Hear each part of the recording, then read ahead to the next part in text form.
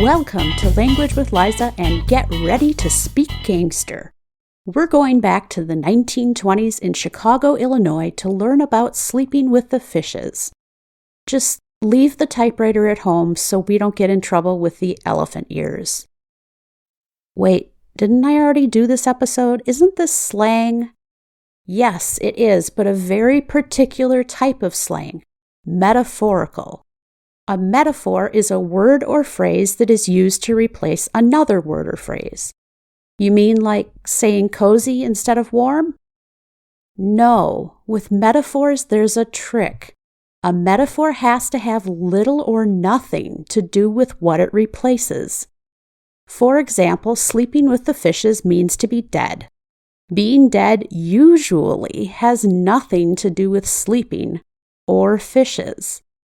The typewriter is a metaphor for a machine gun, which neither types nor writes, and elephant ears describe policemen, and I don't even know where to start with that one. Wow, that's as much fun as bees having knees. No! Once you add the word as or like, no matter what you say, it's no longer a metaphor.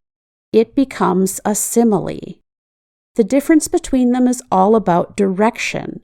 In a metaphor, you're saying something is something else. That's the bee's knees.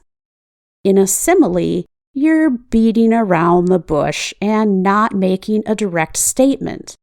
Instead, you're saying something is like something else. As much fun as bees having knees. Think of it this way.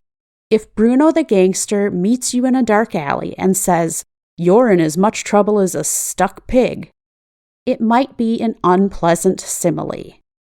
But if he shows up with a typewriter and says, "I'm going to fill you with daylight," that's a metaphor you might want to refuse. Next up in Language with Liza, what's the most valuable book in the world?